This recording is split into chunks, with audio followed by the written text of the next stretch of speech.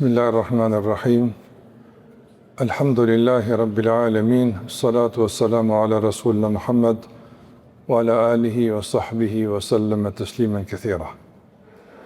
Allahun e madhuar falenderojmë vetëm për ti ndihmë dhe falë kërkojmë. Lavdata dhe bekimet e Allahut qofshin mbi Muhammedin alayhi salatu wassalam, mbi familjen e tij, shokët dhe gjithata që i ndjekin rrugën e tyre deri në ditën e fundit të kësaj bote. Të nderuar vëllezër, kemi përmendur në takimin e kaluar se kur i dërguari alayhi salatu wassalam e prezantoi të vërtetën që Allahu ja shpalli, jo të gjithë e mirëpritën si duhet këtë vërtetë. Jo për shkak se kësaj të vërtetë i mungojnë argumentet, jo për shkak se kjo vërtetë nuk ishte e përshtatshme për njeriu, po për shkak se kjo vërtetë rënon të interesat e caktuara, epshet e njerëzve që ishin mësuar të jetojnë në kuadër të udhëzimeve të epshit, jo të mendjes dhe të natyrshmërisë së pastër njerëzore. Dhe kur pejgamberi son filloi me komuniku me njerëzit, ata filluan që të bëjnë probleme, filluan që të vendosin pengesa. Dhe kemi përmendur se këto pengesa ka qenë të lloj-llojshme, po me që po bëjmë përzgjedhjen e disa ngjarjeve të rëndësishme nga jeta e pejgamberit alayhi salatu wasalam, po përzgjedhim edhe tek metodat që kanë përdorur Kurajsh disa prej tyre. Metoda e radhës që do të flas për të sot që e kanë përdorur kundër pejgamberit alayhi salatu wasalam, dhe nuk është një metodë e cila kufizohet në kohë dhe në vend, por është një metodë që ka të kaluar dimensionin kohor dhe vendor. Është përdorur zakonisht kundër çdo përpjekje për me e shty përpara, për me depërtu fjalën e Allahut tek njerëzit. Çfarë kanë bërë Kurajsh tjetër? Kemi thënë kanë përdorur dhunë, kanë bërë oferta ndryshme të caktuara për me josh pejgamberin alayhi salatu wasalam, e të shumta. Nga këto metoda që kanë përdorur kundër pejgamberit alayhi salatu wasalam, kundër misionit të tij, ka qenë edhe përpjekja për me e kufizu ndikimin e pejgamberit alayhi salatu wasalam, për me e kufizu komunikimin e pejgamberit me njerëzit. Dhe këtë forma të ndryshme. Do të thonë, ata kanë shpif për të, kanë thënë është mashtrues, gënjeshtar, kanë përdorur dhunë, kanë përdorur forma tjera, por megjithatë kjo e vërtet ka filluar me deportu tek njerëzit. Tash e kanë pasur përderisa e lejojnë Muhammedin alayhi salatu wasalam me komuniku me njerëzit, përderisa njerëzit kanë mundësi me dëgju të vërtetën, rreziku se përhapet është shumë i madh, rreziku sipas tyre. Atëra kanë kaluar në një metodë të re që nënkupton zhurmën, nënkupton, domethënë, kufizimin e komunikimit të pejgamberit sa me masën. Domethënë, ose mos me liu fare me komuniku, ose në qoftë se komunikon, mos me kuptu ata drejt edhe mos me dëgju mirë. Nga zhurma që ata e bëjnë në prezencë të Muhamedit alayhi salatu wasalam. Prandaj Allahu thotë në Kur'an lidhe me këtë metodë, sa ata kanë thonë la tasma'u li hadha al-Qur'ani walghaw fihi la'allakum taghlibun. Çka nuk kupton kjo? Ata kanë thonë mos e dëgjoni këtë Kur'an, mos e dëgjoni këtë fjalë, mos e dëgjoni këtë njeri. Walghaw fihi. Kjo është pjesa që na intereson për sot. Fjala walghaw fihi, që ka qenë domthon kërkesë e Kurajshëve që Allah e përcjell në Kur'an, i bie bëni zhurmë. Domthon ku është pejgamberi sa mbërtetni, këndoni, falni me Zot nalt, që mos ta dëgjojnë njerëz të mirë, mos ta kuptojnë drejt. Pengoni komunikimin e njerëzve me te, ndalone bisedën e pejgamberit asa me njerëzit. Dhe kjo metodë të ndruzër të regon sa poshtë kanë ra Kurajsh të Mekës. Do njëri tenton me e luftu të vërtetën me zhurmë. Tenton me e luftu të vërtetën me, do më thonë, fjalë që nuk kanë peshë, nuk kanë bazë, nuk kanë argument, po thjesht krijojnë një falloj pengese në kuptimin dhe pranimin e të vërtetës. E për të bërë zhurmë, duhet njerëz. Andaj nga njëherë dalin do njerëz saktuar me emrat ndryshëm dhe bujnë zhurmë. Kjo zhurmë, dhe më thonë, jo që bartë me vete të vërtet, po veç është thjesht mi angazhu njerëzit me këtë zhurmë që mos të mirën me të vërtetën. Të angazhu njerëz me këtë zhurmë, që ka po thujnë këta, sikur se për shembull të ndërlozër, një njeri është nisë me kry një punë, është nisë me shku vetë në punë. Rrugës duke shku, shetë njerëz jem ledhë, pa lidhje ta, kur gjë s'ka.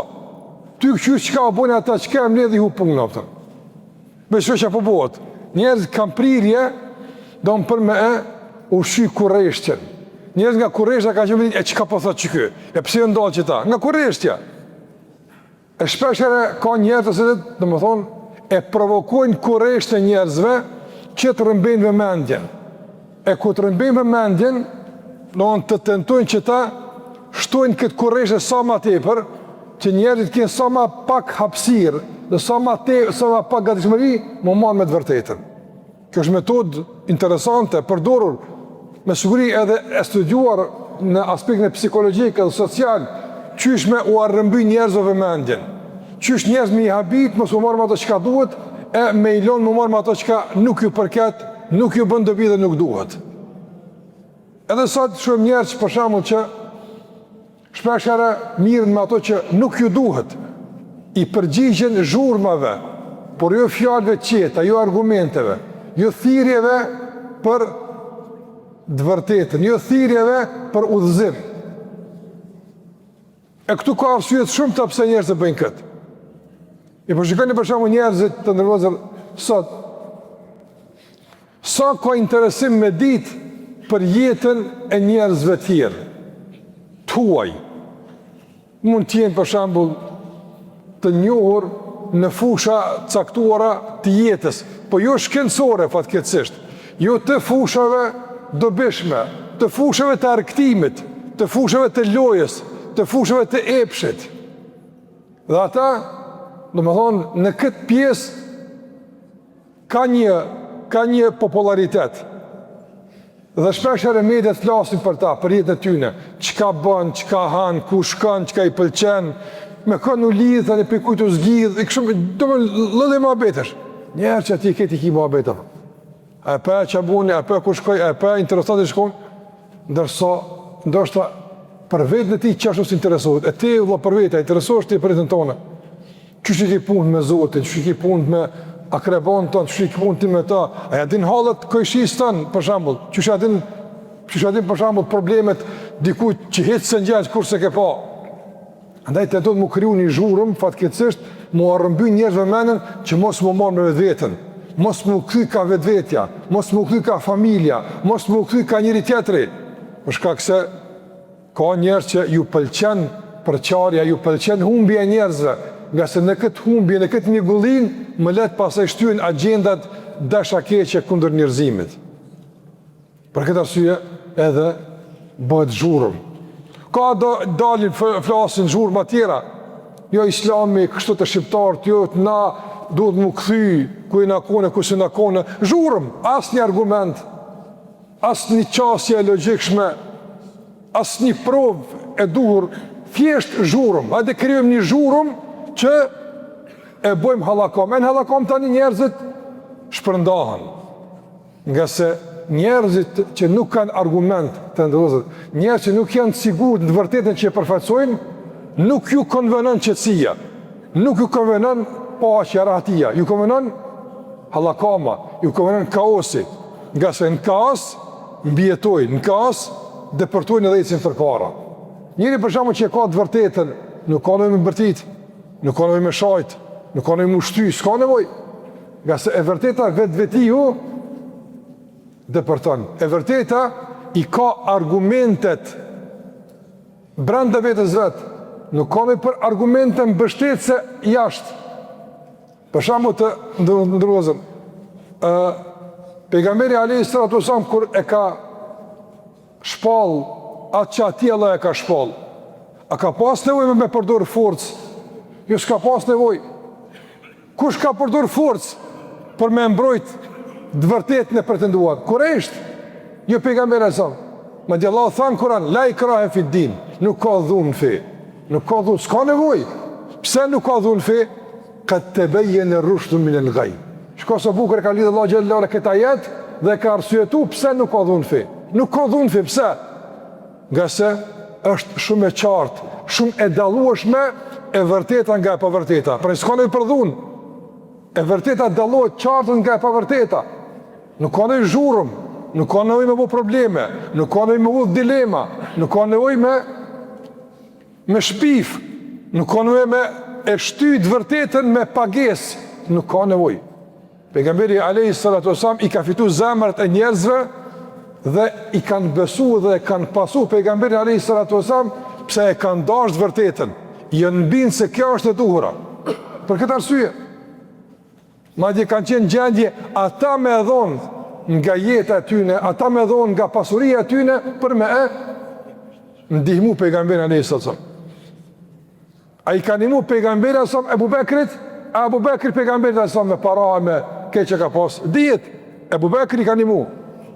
Jo pejgamberi, a i ka nimu të vetës, të vërtetë që a i ka besun te. Omeri, radiallahu anhu, Othmani, sa ka dhonë. Andaj Islami ndërton individ të formuar mbi bazën e argumentit, provës, mbi bazën e asaj që e ushqen dhe përmbush logjikën, arsyen, natyrshmërinë e njeriut, i përmbush kërkesat e natyrshme të njeriut.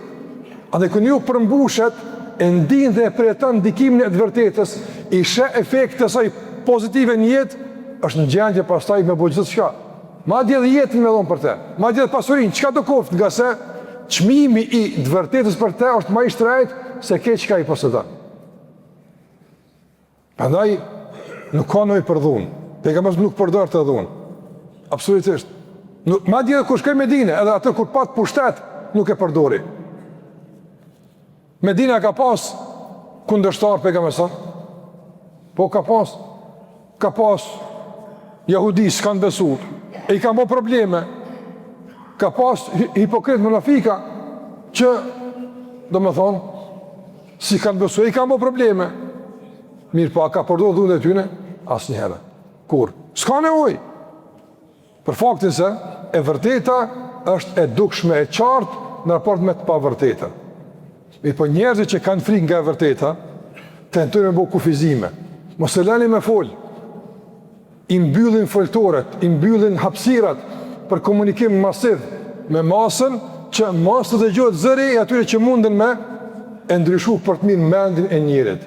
Mundin me e rreziku sistemin e epshit, materializmit, dhe asaj që e shkput njeriu nga Zoti, madje e shkput njeriu nga vetvetja e tij, e shkput njeriu nga tjetri.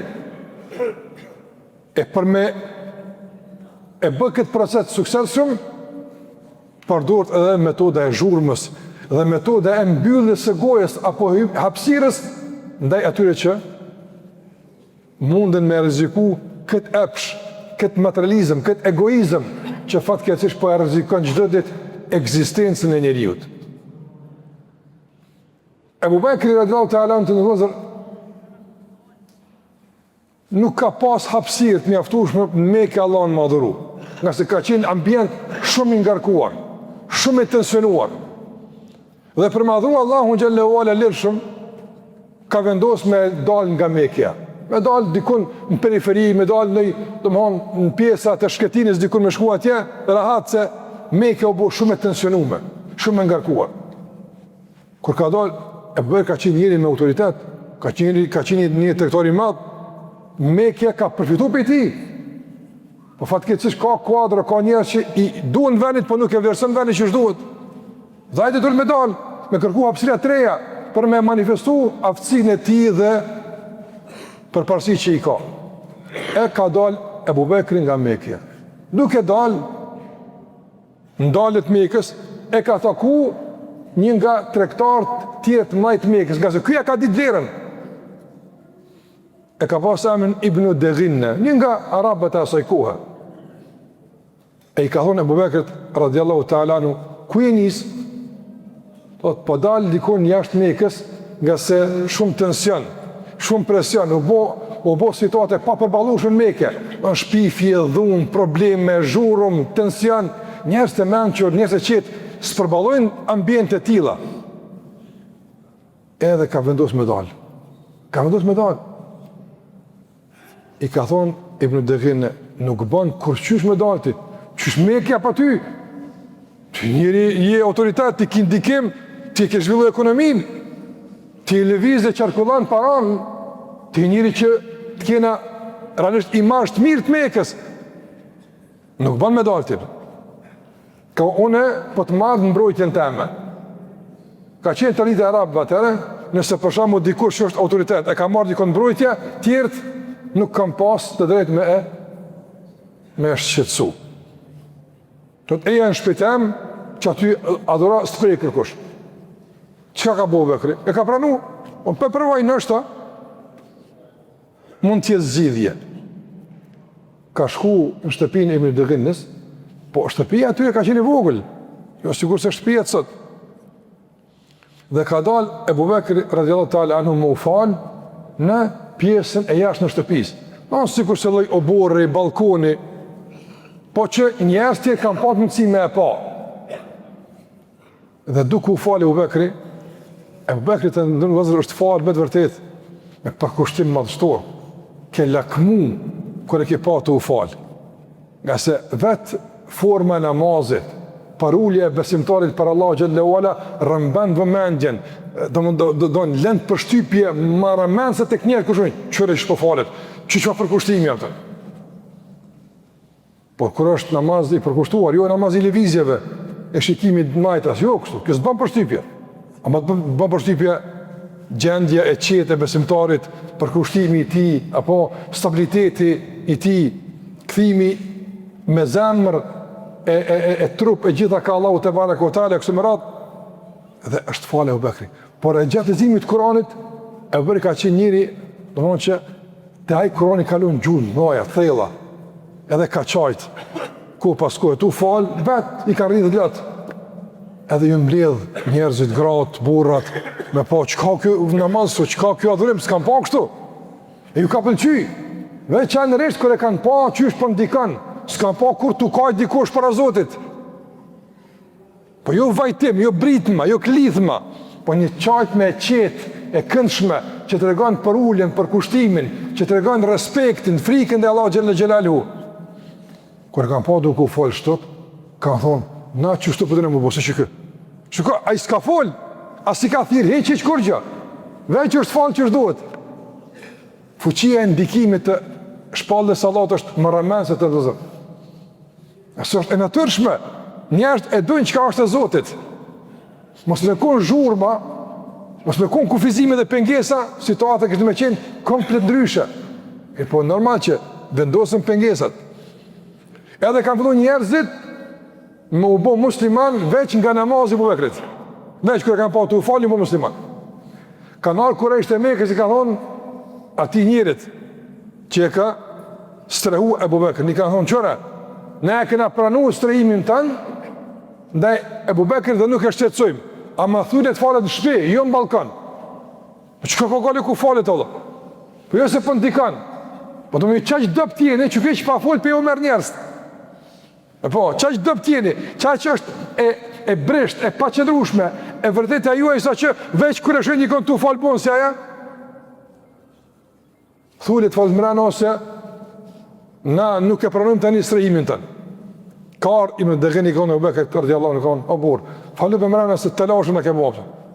Falu mërana në shpjo, mësë falë për jashtë. Unë të kom strehu, sa i pa, mësë falë, që ka me kufizu, veç mësë me pasë komunikim me masën, më shefu, mësë dilë publikisht. Ti zbanë me konë këtë pjesë, ti zbanë me konë këtë pse, një, ti rrinë gjemi mërana, për. Po njëri këti vendu me dalë për gjemi, se një pjesë jetës, një zbanë me dalë, për. Ti është me konë gjemi. Në të kufizoj ku ki me nejtë, ku ki mu falë, ku ki me folë, sa ki mu ni. Që ka, nëse so që këtë diktatur e dhunë, që ka diktatur e dhuna?